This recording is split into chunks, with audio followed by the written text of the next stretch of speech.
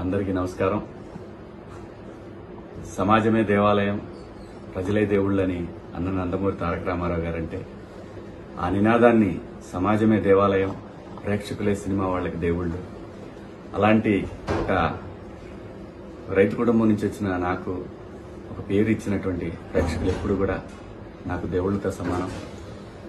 నా జీవితంలో నేను నమ్మేది ఒకటే, మనం మనలాగా ఉంటే ప్రేక్షకులు ఎప్పుడు ఆదరిస్తారు, మనం నటిస్తే ఆ రోజు వాళ్ళ హృదయాల్లో నుంచి పక్క దోసేస్తారనేది నేను ఎప్పుడు నమ్మే సిద్ధాంతం. అలాగే నా కోసం అహర్నిశలు పనిచేసినటువంటి అభిమానులందరికీ కూడా మీకు చేతులెత్తి నమస్కరిస్తూ మీకు పాదాభివందనాలు తెలియజేసుకుంటున్నాను. బిగ్ బాస్ సీజన్ 7 జర్నీ నా లైఫ్లో ఒక మధురానుభూతి.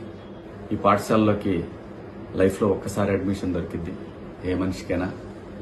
సో అలాంటి అవకాశం నాకు ఇచ్చిన స్టార్ మాకి, ఎండమోల్కి నేను సదా రుణపడి ఉంటాను.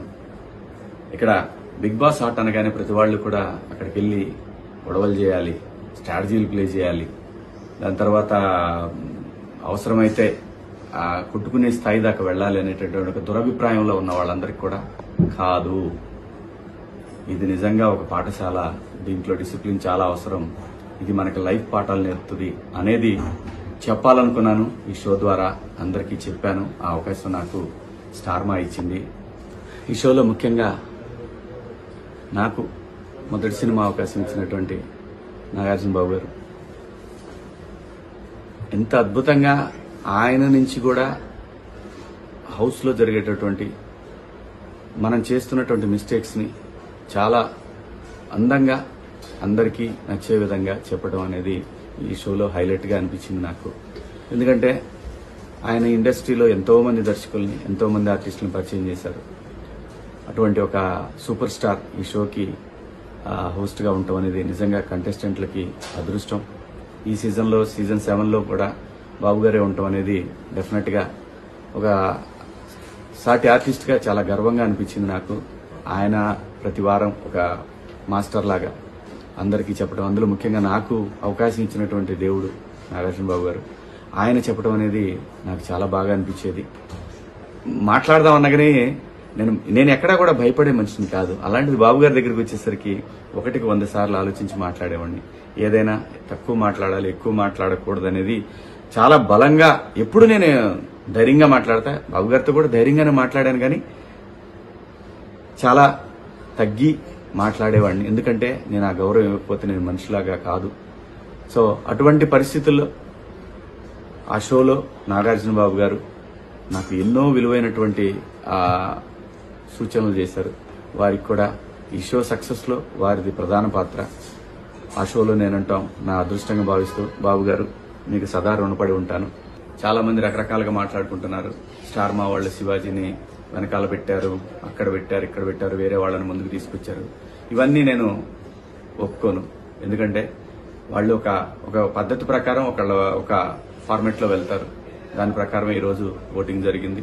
దాంట్లో విజేతగా నా బిడ్డ పల్లవి ప్రశాంత్ గెలిచాడు. వాడు గెలవాలనుకున్నాను. ఎందుకంటే ప్రజలు ప్రతిసారి ప్రభుత్వాల చేతులు ఓడిపోతుంటాయి, కామన్ మ్యాన్ ఎప్పుడు ఓడిపోతుంటాడు. కానీ ఈ సీజన్లో కామన్ మ్యాన్ గెలవాలి అని, గెలిపించాలని దృఢ సంకల్పంతో ఎప్పుడైతే ప్రశాంత్ వచ్చే వరకు నాకు అటువంటి ఆలోచనలు లేవు.